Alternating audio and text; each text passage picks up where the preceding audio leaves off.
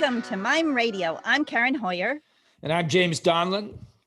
Here it is, another episode of Mime Radio Show.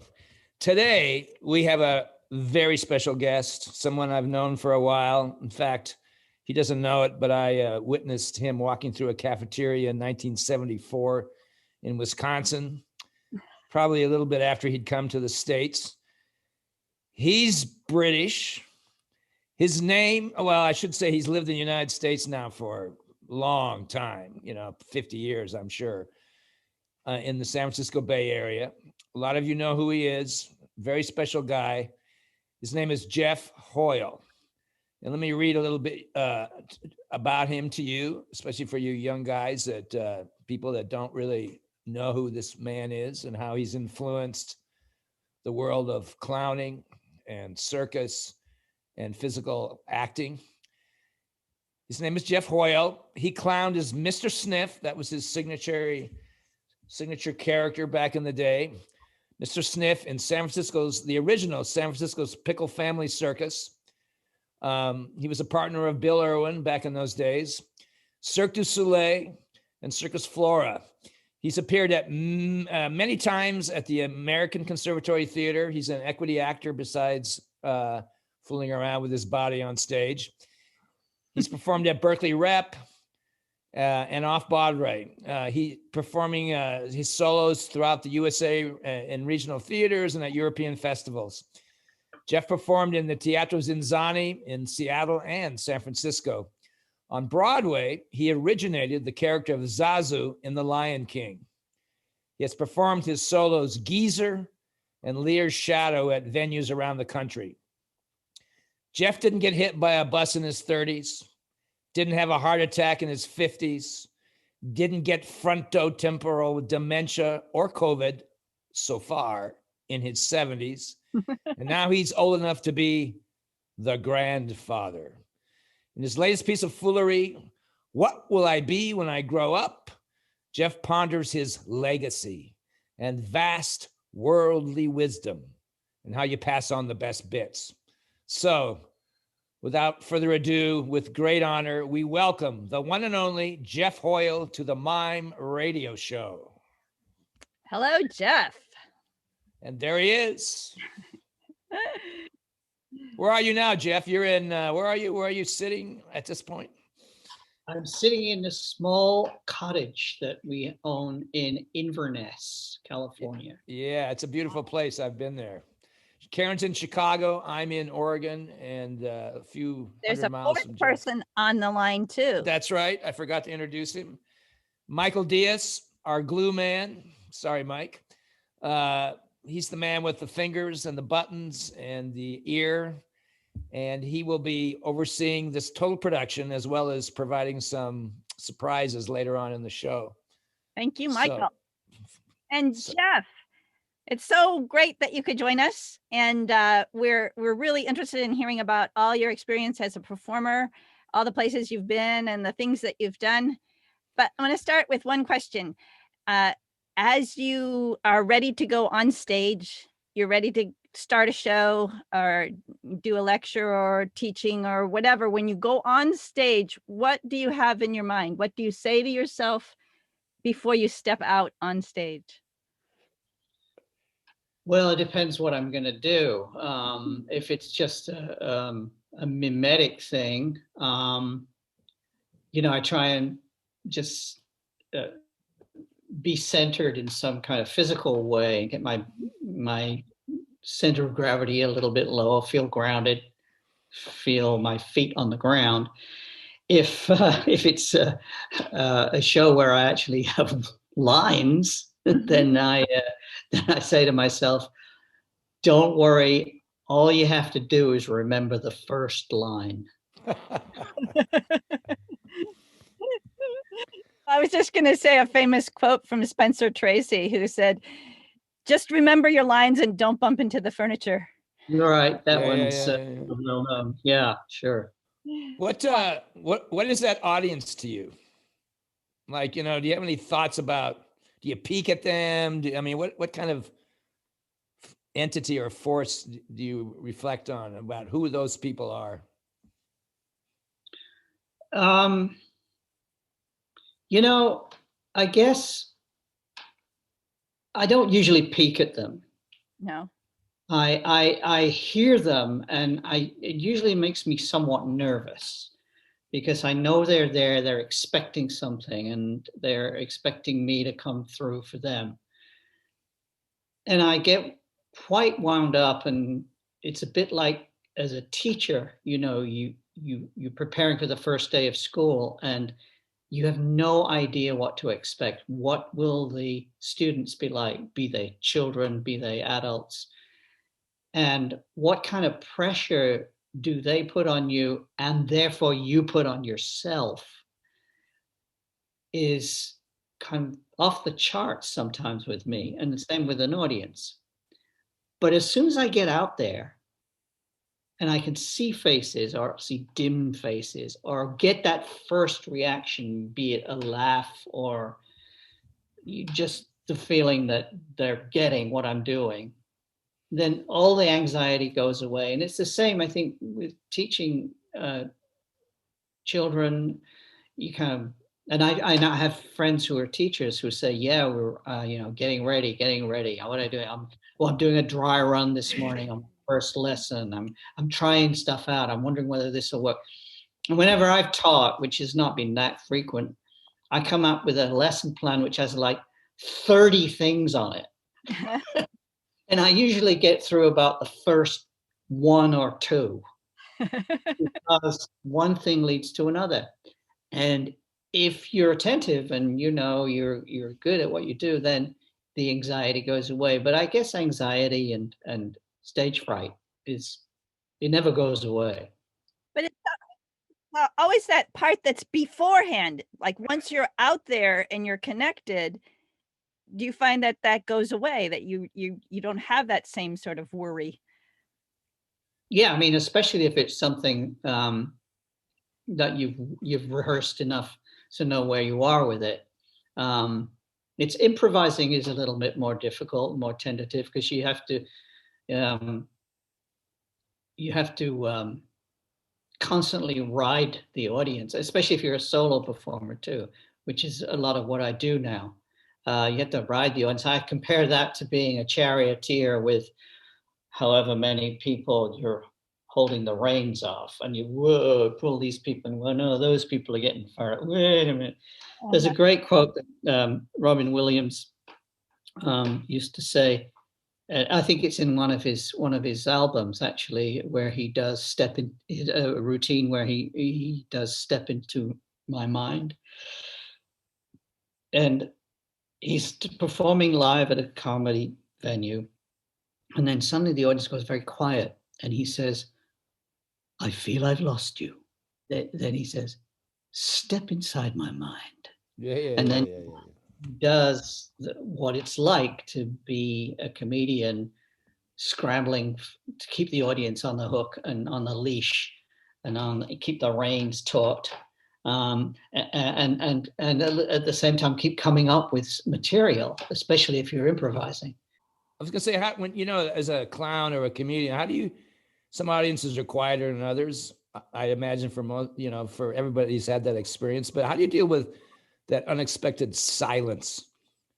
I'll tell you that. Do you get more anxious, or do you have a method to like be patient? Yeah, no. Well, the method, the technique I use is one which I learned when I was studying acting at university in England, and my teacher, Clive Barker, who was not the novelist, but he was an actor and a writer, and he had worked with Joan Littlewood, who did What a Lovely War and major productions out at Stratford East. And he would say, when you don't get that reaction, when you don't feel that connection, go back to the rhythm, back to what the pacing and the rhythm works that you worked on.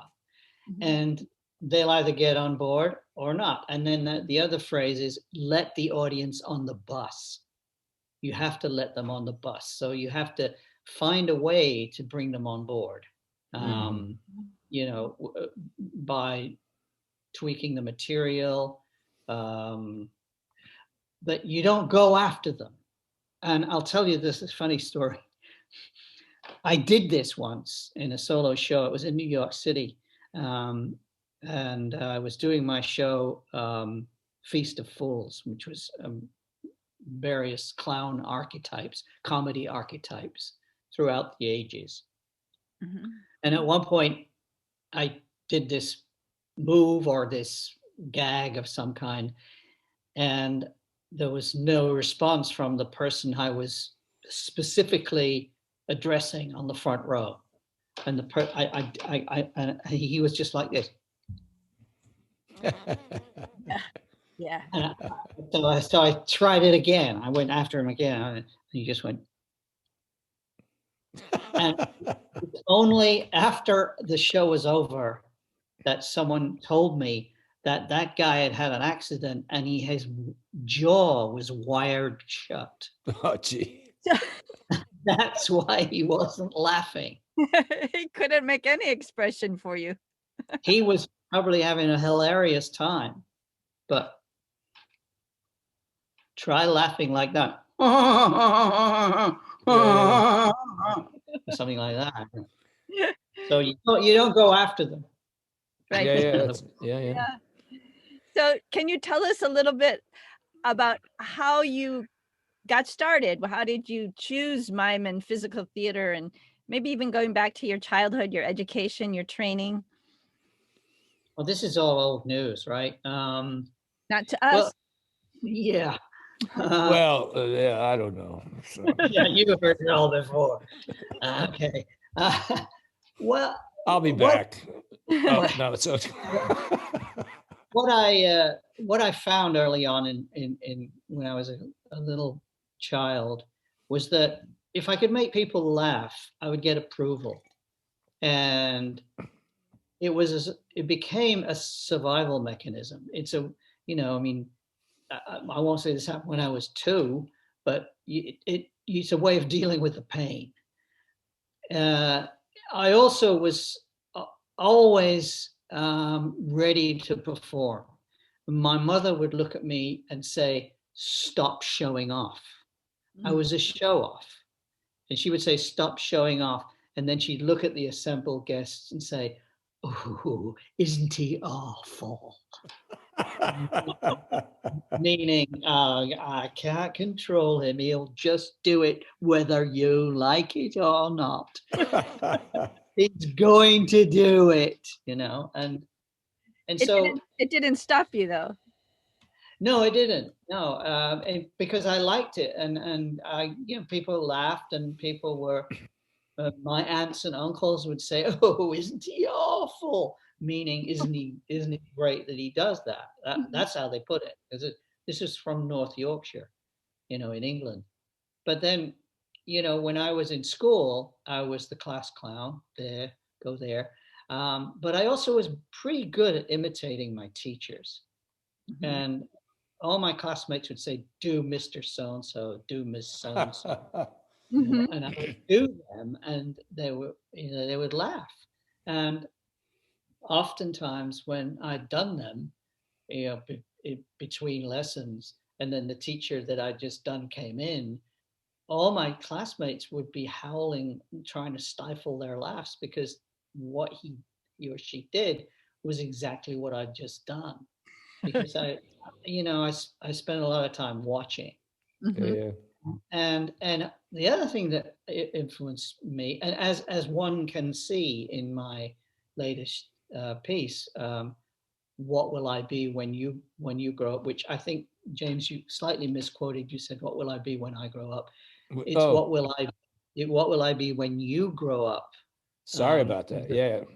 But it's a sort of a comic line which refers to the fact that I don't know who I am now, because I'm a grandfather, and when my grandchildren grow up, what will I be? Will I be handsome? Will I be rich? Will I be, the song goes. How will they remember me? What will my legacy be? So what was I saying? I was saying something about in that latest show. I forget where I was going. I know that feeling. Yeah. Well, you were talking earlier. You were talking a moment ago about the class being the class clown and the imitation of the teachers, and What influenced you and how you got on this road to be a mime and a clown and physical theater artist? Yeah, well, also, oh yeah, so one of the things that I talk about in that show is how, this is a true story, how when I was in school, maybe about 8, as a big kid, one of the big kids came up to me in the school playground because I had transferred schools and I was actually a pretty good speller and a reader at the time, better than many of the other children in the class I was placed in. And I remember the teacher had asked me, he had heard that I was supposed to be a good speller, and we were talking about some religious thing. I can't remember what it was. It's going, but I don't know. Let's say the word was contravention, and so he said, can anybody here spell that? And I put my hand up, and he said, come up here and write it on the board. And I did, and it was correct. And then, so that went around the class, and then it went around the school. This new kid who just transferred from London to the north or from the north to the south, could spell. And this kid came up to me in the school playground and said, spell diarrhea. I'll thump you. So, and what I did was, I didn't try. I just fell flat on the ground in front of him. I just like jackknifed onto my back, and he couldn't do anything. He couldn't thump me because I was already flat on the ground. Some animals do that. Some animals do that, right? That was one of Martha Graham's elements when she was choreographing. She would always talk, like Martha Graham, the pioneer dancer, had her performers have great necks. She'd always talk about like some animals when they're about ready to fall to the prey, they trick them by just revealing their neck and laying back, and that it sounds like that's what you did to confuse the attacker. Yeah, it's top dog, underdog thing. Yeah. I part of that too. But so falling down became a go-to posture for me, as it were. I would make people laugh by falling down. I know what I was going to tell you is because in this show, what will I do? What will I be when you grow up? One of the influences I say in the show, well, I fell down. What will my grandchildren be? Will they be violinists? Priests? Because that's the other things that I explore in the show. Violinists, priests, fallers down. Whoever made a living falling down. I made a living falling down. That's your career. And so and I asked the question by then talking about my Uncle Horace, who was he was sort of an amateur showman, singer. He'd sing and he'd tell jokes, and he'd also had these long monologues, rhyming monologues that he did, often very edgy, scatological, off the top of his head. No, they were written.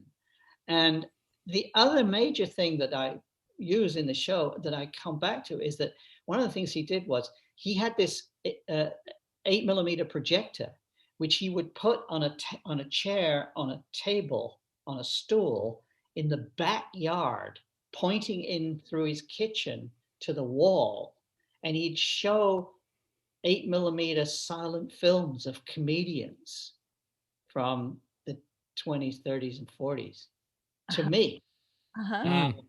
And I would only you were the chosen one to witness this. Me or my mom and dad, but that was one of the things that he did. And then I started to watch Keaton and Chaplin and the other things I did were to imitate comedians I saw on television, or reiterate, as my dad did all the time, jokes that he had heard on the radio. Mm-hmm.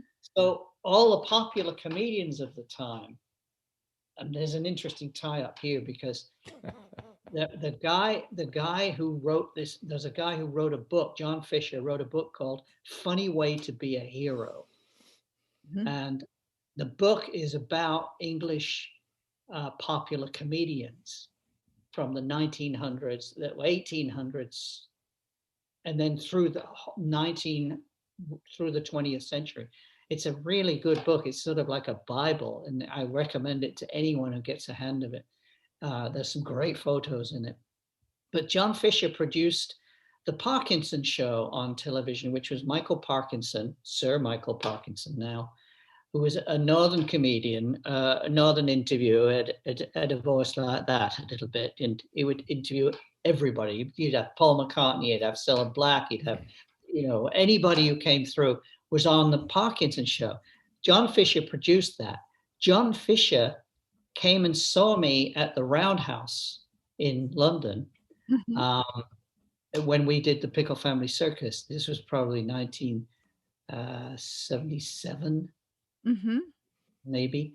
And he came back he got a hold of me somehow by phone and invited me to come on the Paul Daniels show, which is the show that he also produced for Thames Television. So that's how I got to do what we call the multiple Sniffs routine, which was a routine where my character, Mr. Sniff, multiplied. Yeah. It's hilarious. There are lots of them coming out of trunks and coming around the scenery and through the backdrop.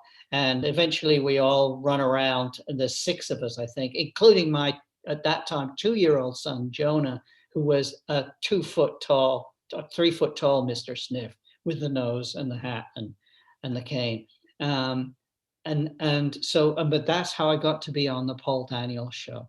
It's a wonderful clip. It's so funny and so surprising. It was much. What would have like it seems that you've been influenced quite a bit by your upbringing and your relatives and your environment. So when you were about 22 or 23, what would have been some of your influences that you was there any important people or? I remember, I was in Paris then studying mime at the École de Mime de Creux, the Creux school, where and de Creux, of course, taught Marceau and Jean-Louis Barrault and me, and many other people. Many people went through his school.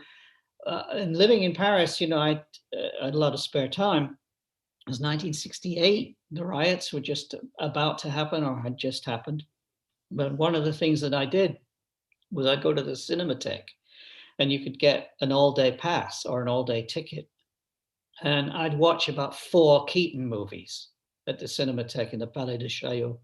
And I'd just sit there and let this stuff wash over me, He was good at falling down. Keaton was good at falling down. Yes. I can see the connection. Yeah. Good at falling down until the end of his life. Yeah. There are extraordinary shots of him falling when he was in his late 70s. Still doing it because first of all, his body was in incredible shape.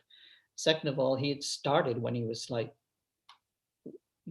year old. In his parents' act, Three Keatons, when his dad had sewed the suitcase handle into the back of his clothes, so that right. That's it. He had a career of falling down too, just like you. Yeah. Well, I think his career was a little more significant. What did you have other characters besides Sniff? Was that your first kind of crafted archetypal clown character? Or did you have other explorations, or how did Mr. Sniff originate? About that time or later? Yeah, no, it was a little bit earlier. Yeah, about the time when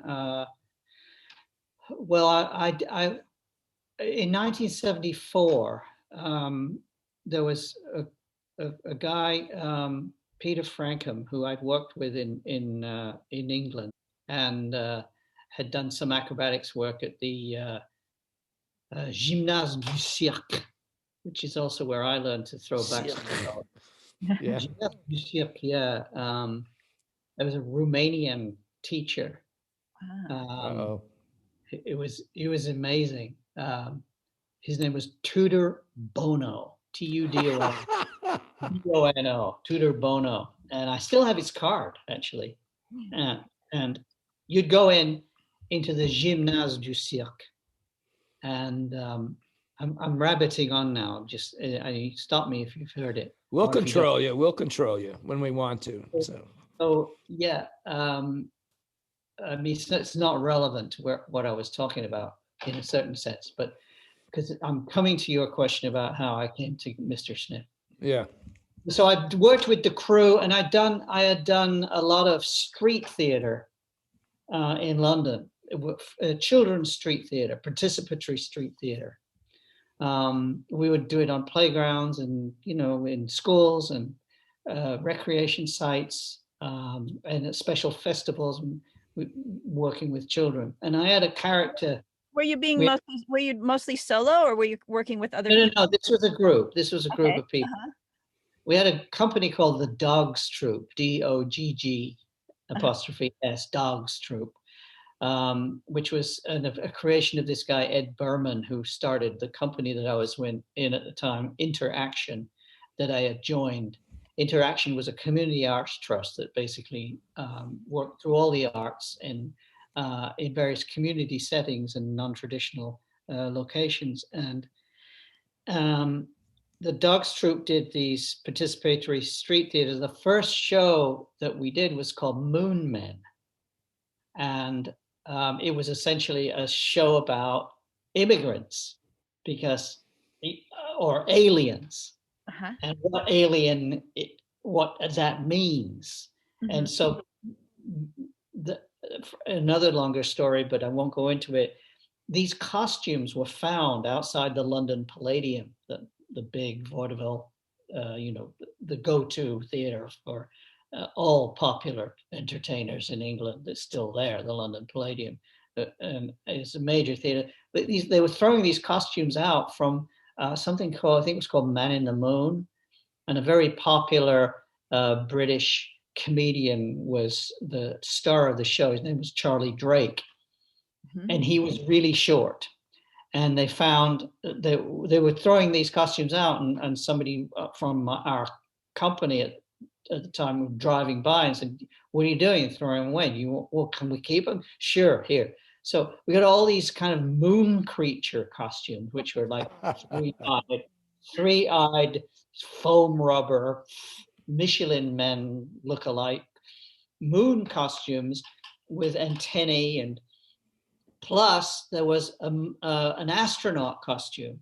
The astronaut costume had been for Charlie Drake, the comedian, and I got the astronaut costume. So I was Dr. Y. Watt, and Dr. Y. Watt had found these aliens that arrived from the moon, and were asking the children, how can we welcome them? What do we do? What do we do with them?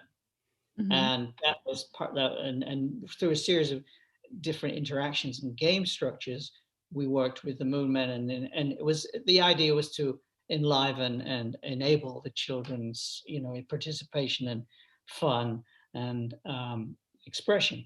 Did this doctor sniff the aliens? Is this where Sniff came? Well, yeah. So he was a guy who was very voluble. He had a German accent, so that was my cover. That was my vocal mask, if you want.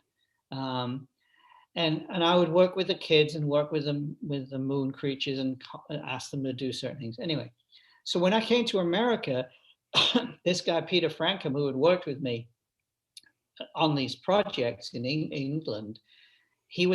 I found him one day, I just bumped into him. I had no idea he was in America, but he was doing fire breathing, flame eating, mm-hmm.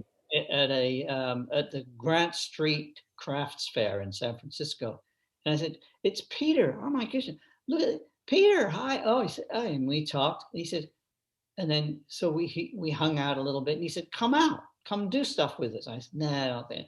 He said, "Yeah, come on." And so I became what I call the barker of this little troupe that we put together, which had this mad French percussionist who played lots of percussion instruments, a banjo player named Peter, I believe, Jacob Benson, who was a Danish mime who had studied at Lecoq, and Peter, who had studied at Lecoq, and another woman, two other women, Brenda and what was her name?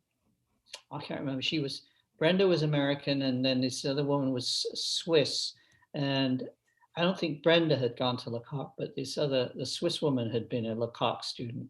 So like 5 of us, so 5 or 6 of us, when we just perform in the streets in San Francisco, when you could still do that. And we would pass the hat. When I then came to, that's where I met, where you say you met me, James, because we took that little group that was performing in the streets, we called it the New Depression Follies. Yeah. It was 1973, and there was a recession happening. We thought I would hand out fake $3 bills. And we went to the Mime Festival at La Crosse, Wisconsin in 1974 at Viterbo College. Mm-hmm. And we sort of crashed it. The New Depression Follies were not invitees, but we decided we would just go and see people. And we saw Pierre Bilan, Philippe Gaulier, we saw Dimitri, and we snuck into all these events. And then we would go into the cafeteria where we could go because people had to eat, and we would do bits of our show. Yeah. And then we would do it outside this festival in the street and tell people we're going to do our bit. And so we did that. Did you stay for the whole 2 weeks? I don't remember. No, we were en route. We had bought a Dodge Polara station wagon. $400, and then we took it from San Francisco. We took the thermostat out of the radiator so it wouldn't boil over in the desert. We get all the way to La Crosse, and then we go to Madison, and then we go south to I think it was Austin, and sort of did a big circle and came back. Oh. Shortly after that, Peter and I worked with the Neighborhood Arts Program in San Francisco, performing sketches and songs for senior citizens groups and schools as part of the Neighborhood Arts Program. During that time, and I remember one Christmas day, we had 7 Christmas dinners because we had 7 senior citizens, and each time they insisted on giving us dinner. So about 6 Christmas puddings in, we decided we would politely decline the next Christmas dinner. And then the CETA program happened under Jimmy Carter, Comprehensive Employment Training Act, which was the 1974 version of the bailout acts that we're having now, in the American Jobs Act. That's essentially what it was, but it was not as big as we have that the administration wants to start now. And we got hired, librarians, musicians, out-of-work actors, poets, writers, archivists. It was sort of a WPA, a mini WPA, Works Progress Administration from the 30s, transferred to the 1970s. And under that program, partially, the Pickle Family Circus was started. Larry Pizzoni and Peggy Snyder put together a circus, and they were out of the San Francisco Mime Troupe. They'd left that. Larry was a circus buff. They were both amazing jugglers. and Cecil McKinnon made the trio of them, the Pickle Family Jugglers, and they had been together for quite a while, and they would do shows in Sheep's Meadow in New York City in Central Park. And as a result of that, and getting these theater jobs, Bill Irwin, Larry Pizzoni, and I got these theater jobs. And I was working with a group called Tail Spinners at the time, which was a seniors performing group, which had seniors as part of the performers, as a number members of the performing group. So we'd work on stage with seniors, telling their story and doing fairy tales and folk tales that made sense to seniors. And we'd take them around to senior centers and lunch counters and day centers. And Larry said, I want you in the circus. I said, I'll come and audition. And I auditioned for Larry, and he asked me to join the circus. And so then I had to quit the Tail Spinners because I couldn't do both companies. It was too much. And we were on tour anyway with the circus toured. And so the first character I did was a character in the circus called Harry Kershaw. Kerr as in dog, Shaw as in the playwright. That's how he introduced himself, Kershaw. And he was one of those classic circus characters who wants to be in the show. And so I had this garish plaid suit. I think I saw that actually. I think I remember this character now. Yeah. Yeah. Yeah. And he would throw popcorn and spill his popcorn. No, I remember this. Yeah. And he eventually he badgered the ringmaster to the extent where he was allowed to, yes, all right, you could do something. And so what I did was I got up on a rollabola, which is a cylinder with a plank on top that you have to balance. And most kids can learn that fairly fast. And I learned it. But I also played the violin. I played the violin on it, on the rollabola. And that was my routine. So Harry Kershaw. Then Larry said, we need to get another character for you. Let's work it. So we worked it, and we came up with the idea of a strange character who was going to be a foil for Bill Irwin's Willie the Clown. And he was a wicked little character. We found that Larry had this book, Acrobats and Mountebanks, which is a very famous book about popular performers and popular performance throughout the ages in Europe. And it had lots of photos and drawings in it. One of the drawings had a guy with the big glasses, and we came up with the idea, because of Commedia, that we should try it with a big nose, which is a comedian mask with a big nose without the mask.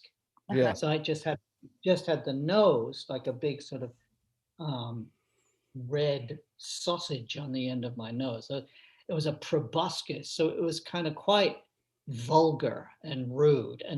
And we also then said, well, let's put him a bit like the character that I'd played as the Barker in the New Depression Follies, fingerless gloves and a long coat. And Larry said, let's make the coat yellow because that's the good circus color. And we give him a bowler hat because we all wore bowlers. And we would have him with no pants. So there was a sort of like a flasher kind of you had big shoes, though. You had big shoes. We all had big clown shoes, yeah. But he just had red underwear, long red underwear on under his.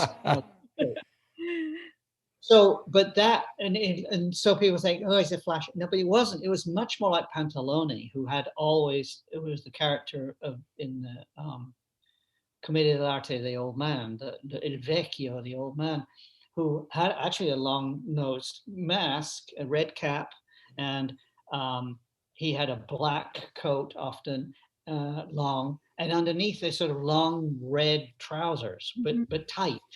And so I sort of was like that, and red and white striped socks and big clown shoes. So it was a complete mishmash. But Sniff, and he became Mr. Sniff because the way he investigated everything was by smelling it. So he would he would sniff everything, sort of like I don't need that. The character was very active, very energetic. Yeah. He didn't speak. He was a silent clown. Silent. Yeah. Willie the clown didn't speak either. So. And what was Larry's character?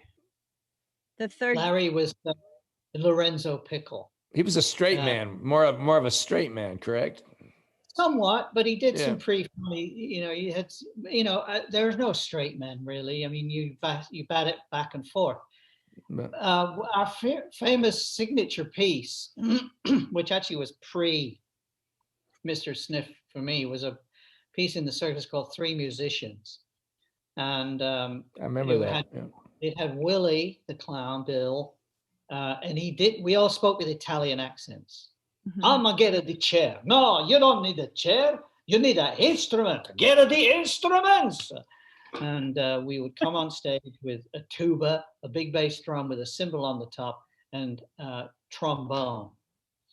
And I was sort of like I had a beard at the time, so I was called, what was I called? Beardy or something, and Willie was Willie, and Larry was Lorenzo, and Larry had a fat suit on. Yeah. So Larry was the fat guy. I was the fast-moving little guy who kept get sort of Stan Laurel, and Willie was Willie. He was sort of he was the more kind of slippery guy. Yeah. Yeah, but well, people talk. They say, there was fire, there was earth, and there was air. I remember Larry Pizzoni slamming down on his spot on his back. Am I wrong about that? He would do a fall where he would really hit the ground hard, like right on his back. It was called a 108. Yeah, 108, where you actually like a front somersault where you under rotate, so you don't actually land on your feet, you land on your back. Right. And he was very good at that.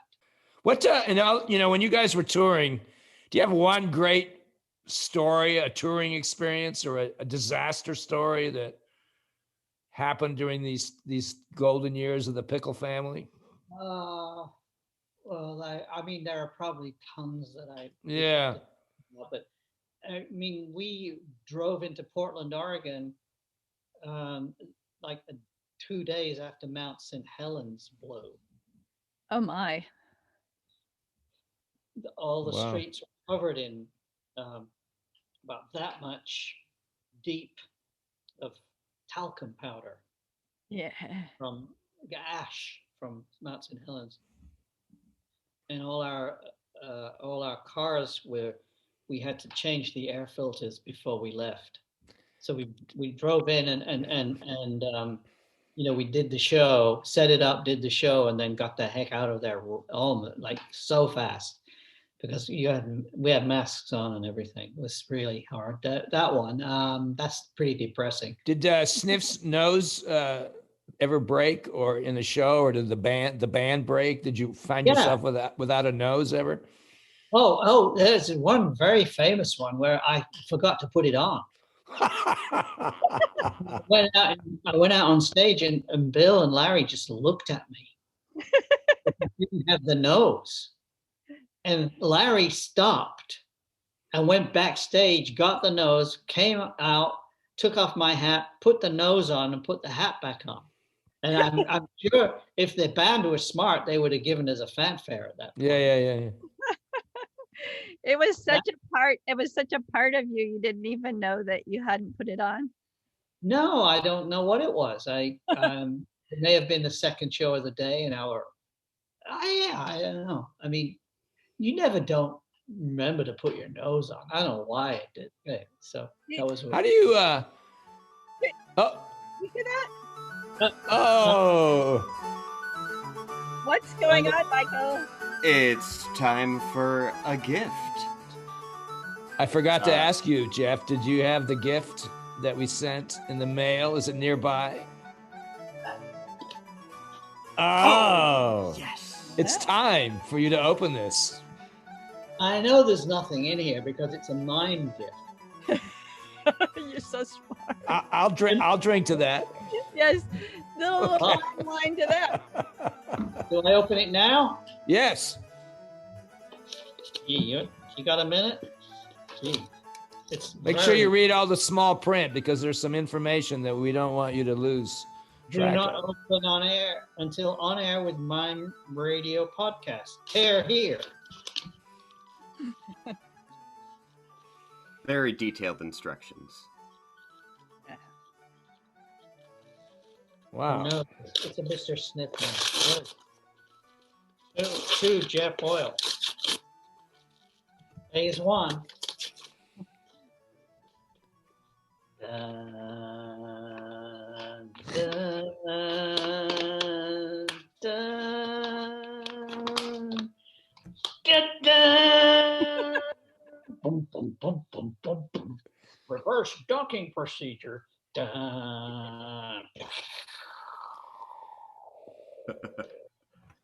Nice. I can see you've been working with Zoom for a while. You had that angle on that trajectory really good. Make sure you read the card. Oh, No, Geoff, no. We don't have a liability waiver. We can't have you eating the What am I packing. gonna do with all this plastic stuff? There's a card.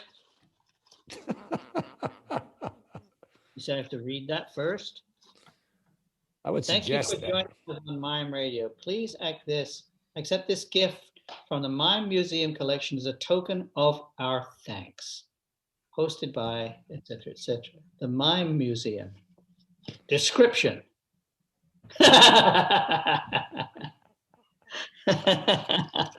What is it? What is that description? Description is a small bottle containing smells saved by Mr. Sniff.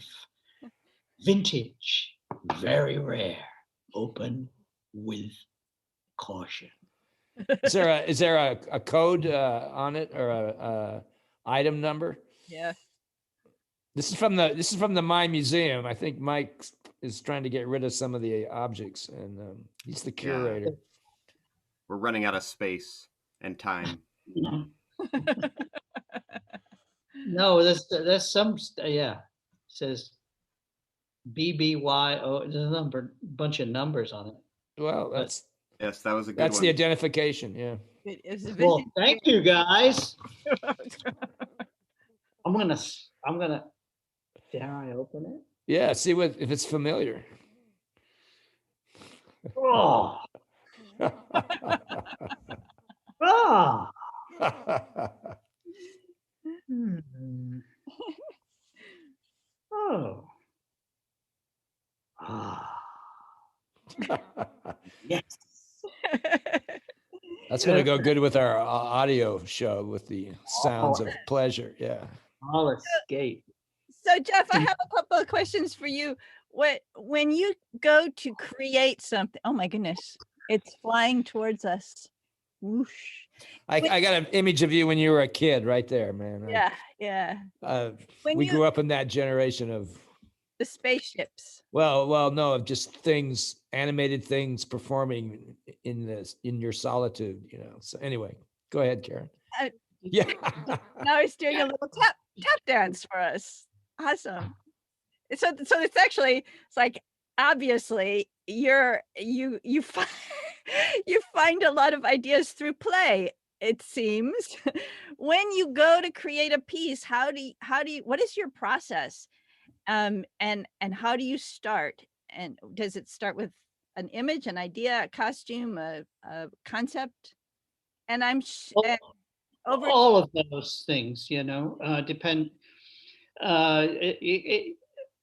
So, I've now got 4 grandchildren, and one of them is about a month old. One of them is 5 6 months old, almost 6 months old. So the other ones are 4 and 5. And, they're just great inspiration. So like, this will become an animal, it has an animus, oh, I'm on my back. I can't roll over.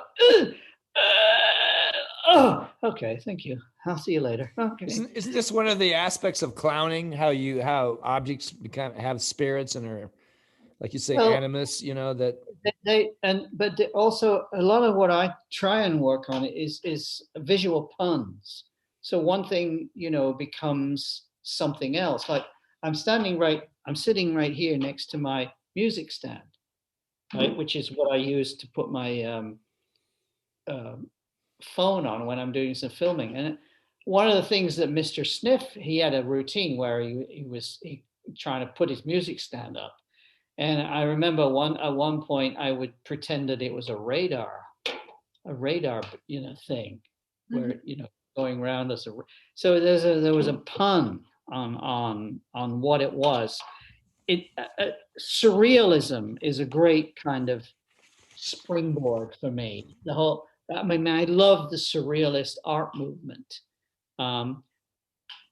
Magritte, obviously, and the Dadaists, where what's Marcel Duchamp's urinal, which becomes a drinking fountain. When he reconfigures it, and many artists do that. And it also speaks to the dream world, where dreams are and nightmares are sort of explorations of the non-conscious life, which are what clowns at their best access on behalf of the audience. So you're allowing the audience to enter their own minds in a sense by what you're doing, and to it could be, and you're doing it in a secure way. So, which is why possibly one of the reasons they laugh, because they recognize the surrealism of the dream world and what it says about their own unconscious, because you're accessing, as the clown, your unconscious, and giving it to them and saying, isn't your unconscious like this too? And you're invited to say, yes. Is it scary for you? Because I have it too, so it shouldn't be so scary. We can look at it and confront it and maybe control it, or at least come to terms with it, and not have it be anxiety producing and threatening. And anxiety is another area that I use in terms of springboard for things. When things go wrong, even little things, and the solution is always the next problem. There is no free lunch. There's nothing is perfect, and the clown is constantly telling us that. And I'm a recovering perfectionist, and I get very very upset when things are not right. Yeah, I hear you. I'm an only child as well, so that's interesting. Yeah, I'm an only child, and I have the same thought about that perfection. I wonder if there's a link there. Yeah, I think so. I didn't share my toys, and I always kept them the way I wanted them. I hated to do that. I felt all the kids in the neighborhood could not animate them like I could with detail. I don't know how you felt, but my mind was so far ahead into the textures of the worlds, Well, for me, it was more like I didn't want them to mess things up. Exactly. That's exactly it. So Geoff, how is it different now when you're playing with your own kids, your grandchildren? You're playing with them and their play. Are you able to get into their playtime with them? One of my one of the things that I try to do, and not always successfully, is let them lead. There is no wrong turn. Yeah. You know, when the knight in the castle decides he needs a record player, it's okay. Yes, of course. Yeah. Yes, say yes. And Geoff, isn't that surrealism? Isn't that what you say you base your stuff on and Yeah. love? Mm-hmm. You know, so we the knights in the castle decide that they need a building site, and they're making a railway. Hmm. You know, and then there's a boat has to come, so we have to create water. And well, okay, Yeah. we'll have a boat around. No, no, no. There's a river that comes past the farm. What farm? The farm. Oh, okay. We get the farm stuff out. But wait, what is that landing in the farm there? A spaceship. What? What do the knights say about the spaceship? So you're giving the mind, you're giving the imagination freedom to fly. You know, you can't Yeah. shape it. You're giving permission to enter this world of surrealism, which brings ideas and concepts. But I mean, it's totally traditional in a certain sense. I mean, As You Like It, The Shipwreck, The Tempest, Don Quixote. Those windmills are giants. Mm-hmm. You know? Yeah, all right. Yeah. How did you I'm Sancho Panza. I'm hungry. How do you Giants first. How do you define what you've done in your career? How do you define your art? Are you a clown? Are you an actor? Are you you provoke things? Are you a storyteller? How do you define? Do you have a particular take on that, or is it I'm an imitator? Imitator. I imitate people, and I, as best I can as an actor, become them, and perform credible reenactments of behavior. So how does clown fit into that? Well, you have my phrase that you use. Tell us the phrase. A lot of people maybe haven't heard that. Yeah. The phrase is when I'm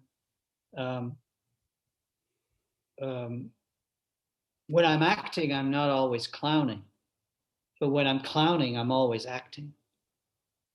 Mm-hmm. Yeah, I always thought the clown was the consummate actor. In order to be a clown at all, you must be an exquisite actor, you know, and that, to me, that says it all right there, you know. So, but Geoff, you're also a writer, because you've written shows that are not just like short clown vignettes, but they have these long through lines and ideas. How do you what gets you started with a show that you have a bigger idea? Usually some kind of need to explore some kind of unanswered questions that come from my past, my childhood, my youth,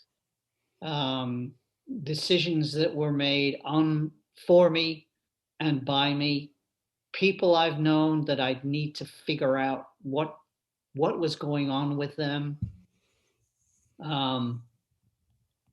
anxieties that I still have that I need to sort of figure out what they are and how I can tame them.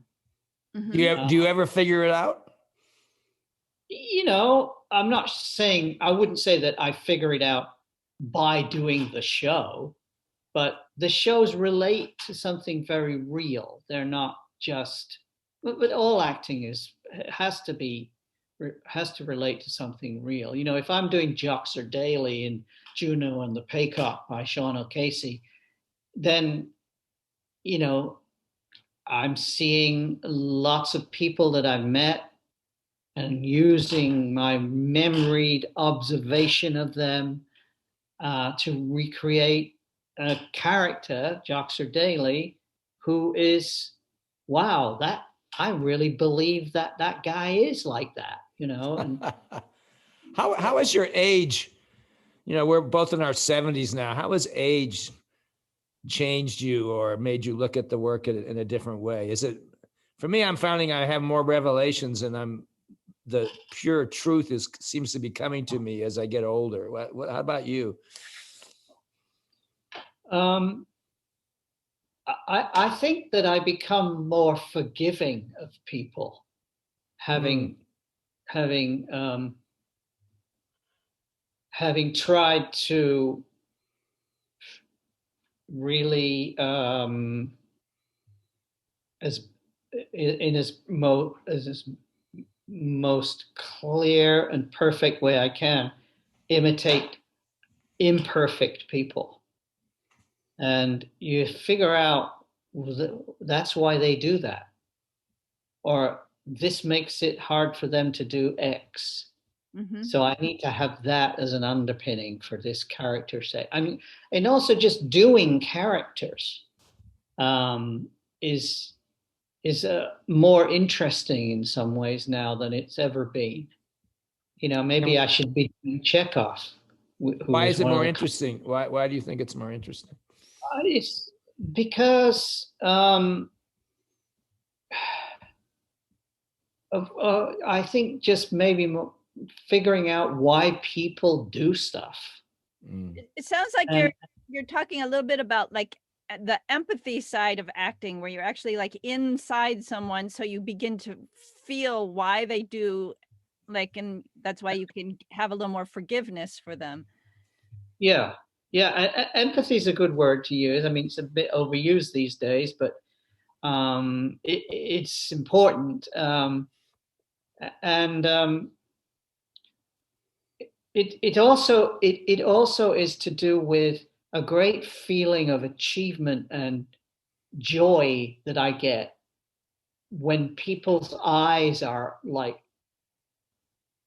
open and they're just smiling at if I get it right, mm-hmm. and how well that I do something as a performer, as yes, that's accurate.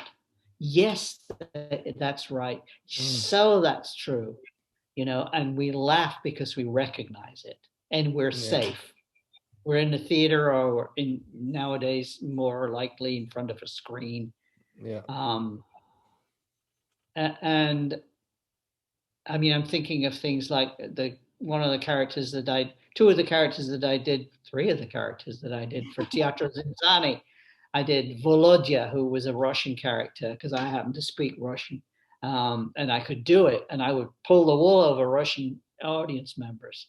They would, and they'd say, "Откуда вы? Where are you from?" And they would tell me in Russian, you know, and we'd start talking, and they'd ask me where I was from in Russia, because they didn't think this guy got to be Russian, you know. Mrs. Bracken, the 65-year-old Scottish lady who summoned the herring to be caught by the herring fishermen in Scotland. She's based on my aunt and my mother. Yeah. And she was full, you know,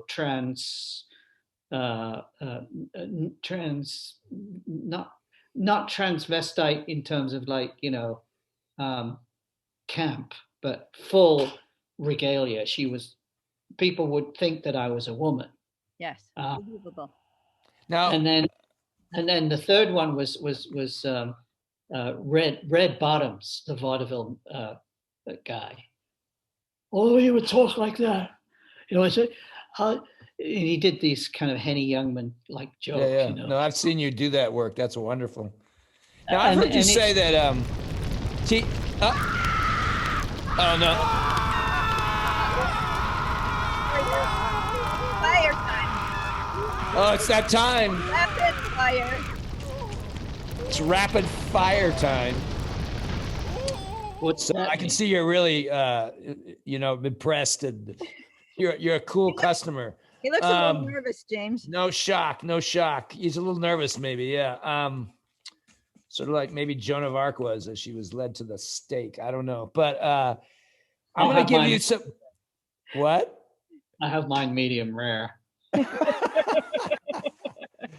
So I'm going to give you some words rapid fire, and you're going to give me rapid answers in one word, like a word association. I have a list here. So just off the top of your head, as fast as you can go. This is what my doctor does. Yeah, that's right.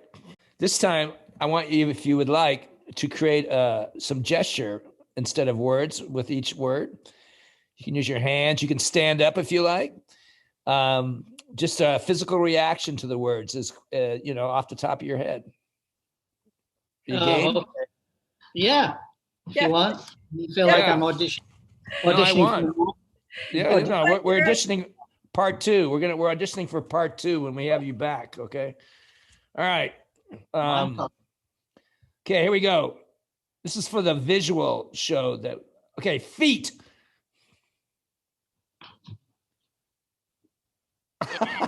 Arms. Spotlight. It's the same. Stage. Oh, that's that spotlight. There it is. Stage. Hands. Eyes.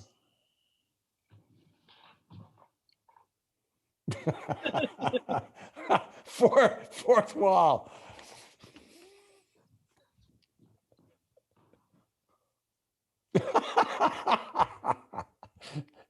Sweat.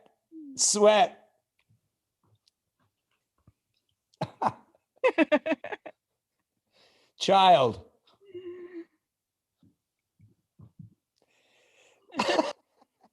Elder.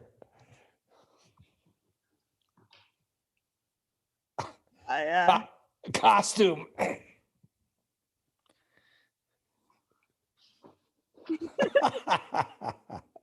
Props.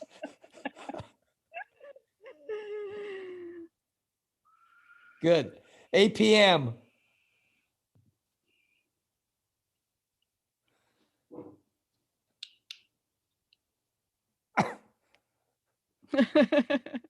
Mask.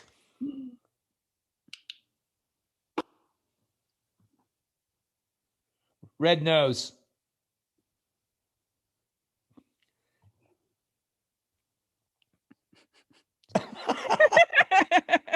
Age.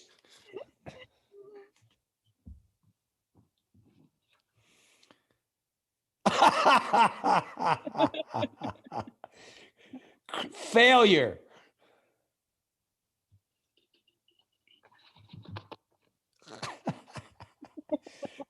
Critic.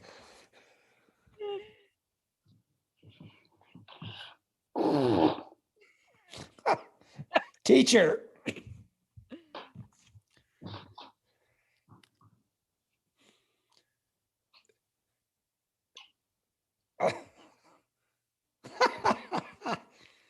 Fame.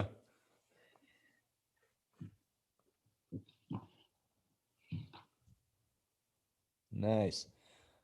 Language.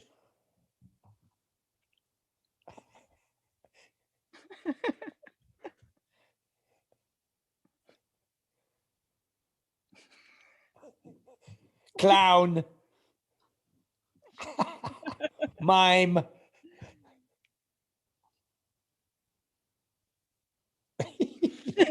Careful. Future.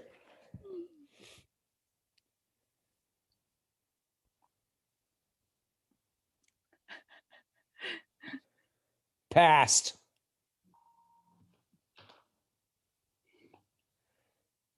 Now.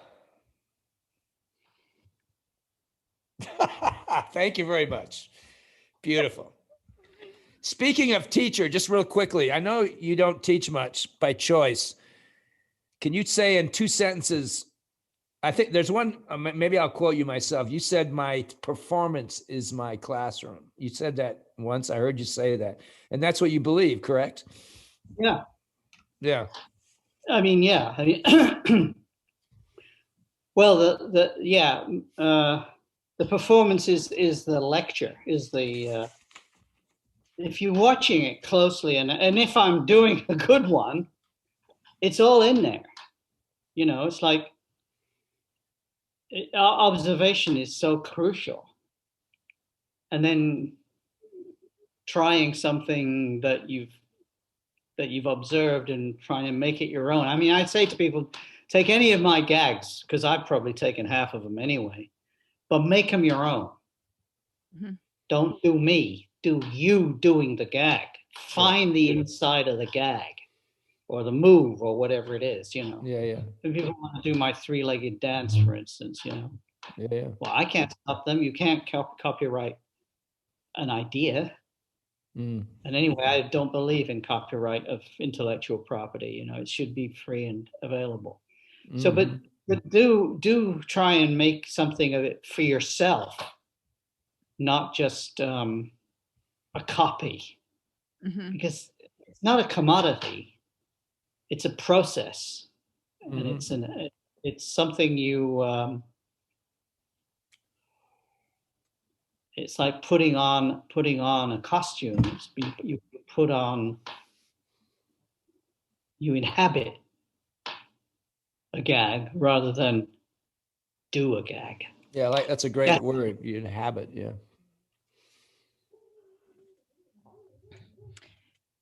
So, what do you think you have as a legacy? What will you leave behind you? I mean, that's a part of what you were thinking about when you were writing your most recent show. Yeah. I think fun and imagination.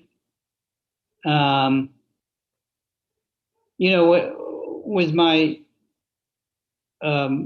my oldest grandson, we instituted something called gag night. We basically, you know, we have movie night, we have ice cream night, we have walk night, we have gag night. Great. And I'll show him some gags, and he'll come up with gags. It's about just letting this go, you know. Go into that surreal place, that place of the imaginary, you know. And it's not a sentimental thing. It's not sort of like, it's not escape. That's what is important. It's nothing to do with escaping from the real world that we live in, but it's to do with facing it and being able to negotiate, to navigate it. It's about navigation, learning navigation, and I hope I leave a legacy of something which I'm finding more and more frustrating, which is the legacy of work. That, you know, I wrote a piece the other day, well, a few weeks back, where I play my dad talking to my son, his grandfather. I play his grandfather. And, you know, I put it out there, and he said, yeah, it's good. There's some good stuff there. But he didn't say, yes, it's fantastic. Oh my God.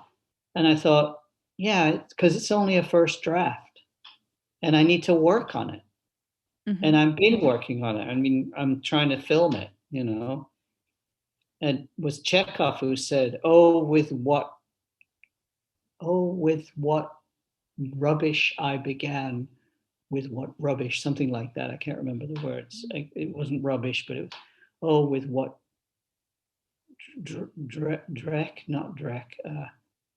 trash, I think.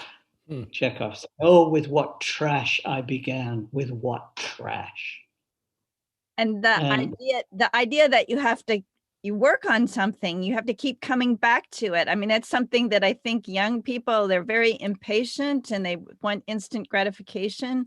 And the idea that it takes a while, it takes a whole lifetime of experience to bring these things.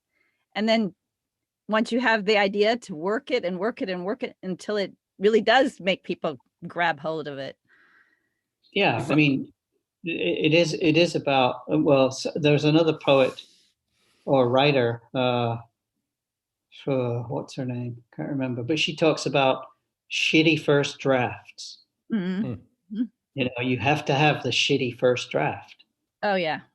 And then, you know, I have this other process, which and I've spoken to James about it, where in rehearsal, I go from something which I call don't look, like a kid. No, my sandcastle isn't ready yet. Don't look.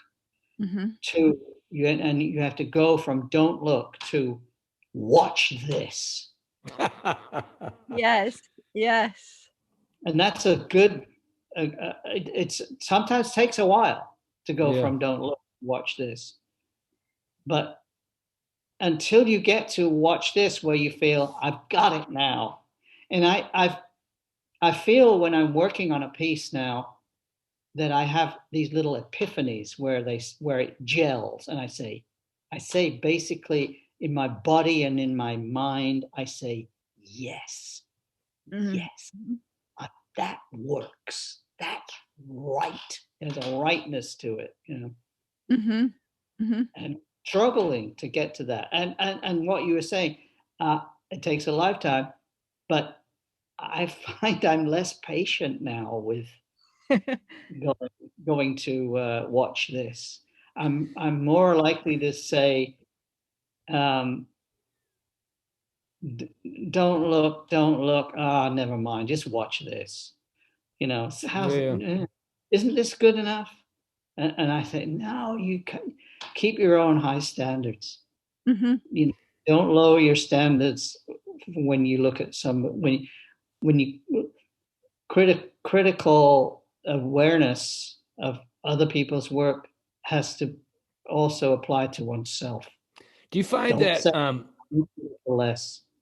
do you find that now, like I find myself sort of creating the ideas and acting upon ideas in my mind that's satisfactory to me and pleasurable, where before when I was younger I would actually produce the work, but now I'm very comfortable with almost imagining what could be, and that's enough for me. Then I go on to another idea. I don't know if I'm preparing myself for the big exit or what, but you know what I mean? It's like I don't feel driven to get the work out, but it has to be good and it has to have a high standard, like you say.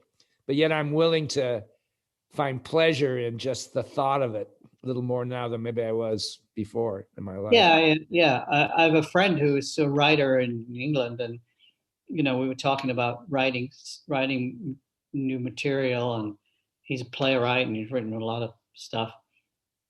And he said, "Oh, he's thinking about doing a play about X." And he said, "But I'm not sure I really want to." Yeah. Yeah, I don't need to do that. No. Yeah, time is short for us now. Like, you know, I bet maybe I'd rather be doing this other thing now, you know. There's this great poster I have of was it Mélenchon, the Nadar, the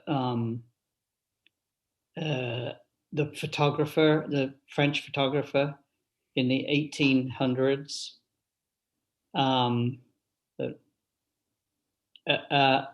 it's a picture of Pierrot that he's using. Mélenchon, I think, is a mime guy, and he's got this picture of, you know, this Pierrot kind of thing, and it says it's Nadar, the creative years, 1864 to 1868. What? What? Wait, I've been doing this for 50 years and I'm still not done. I got more stuff.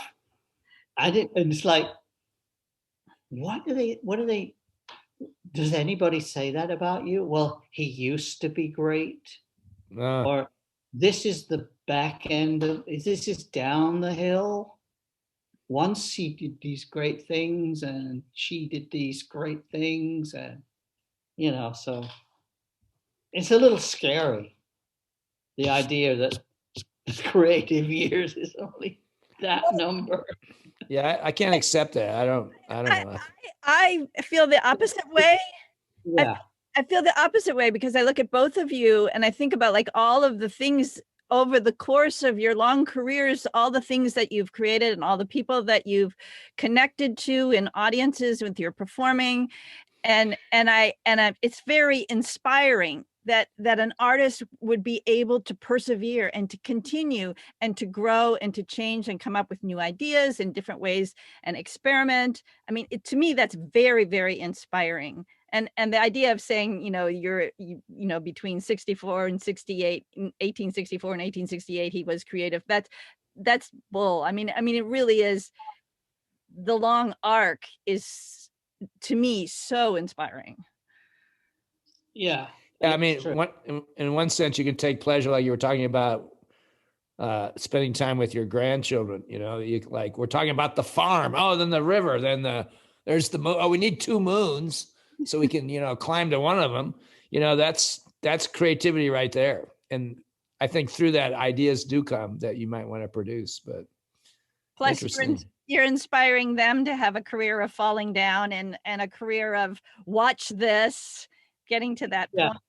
Yeah, that's so important. Yeah, and they have their own logic too. So one has to tread carefully around that, because I got into trouble once with my grandson, my oldest grandson, and I said, no, the planets don't do that, Yes, they do. They do. They get bigger and smaller. Well, yeah, I mean, they may look that way, but actually, they don't. Yes, they do.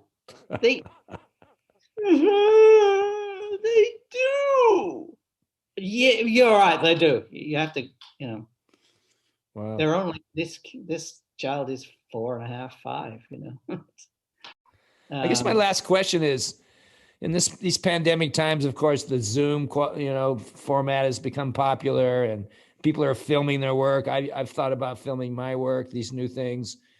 But do you feel that there's a corner that's turned? Do you feel live performance will return to its rightful place or are we moving into a new era where artists like you want to film it rather than perform it? Well, I think both. I don't want to make any predictions because it probably will not come true. But I feel like that there's definitely an opening of possibility rather than a closing, because yes, I think live theater is already coming back, and what I have trouble with is the fact that you have to do so many shows each week in order to A, make a living, and B, cycle through the audience potential. And that media presentation can go on and on and on. You don't have to keep doing it. You've done it, for good or for ill, obviously, and then people can watch it. And I think that's great. People have watched my show, What Will You Be, in England and France and the East Coast, the West Coast. Whoever accesses that Marsh e-letter, or whoever we tell. Mm-hmm. And what do you want to be when you grow up? I want to be loved by my grandchildren. Beautiful. Okay, Geoff, this has been fantastic. I think there's so much here that we could have another session at some point in the future. We have questions that we didn't ask that we would love to ask you. And you're such a wonderful artist and just a resource of humanity and thoughts. And thanks for doing this with us. Well, you're very kind to say that, and you're very kind to invite me. I'm very appreciative of somebody wanting to hear what I have to say.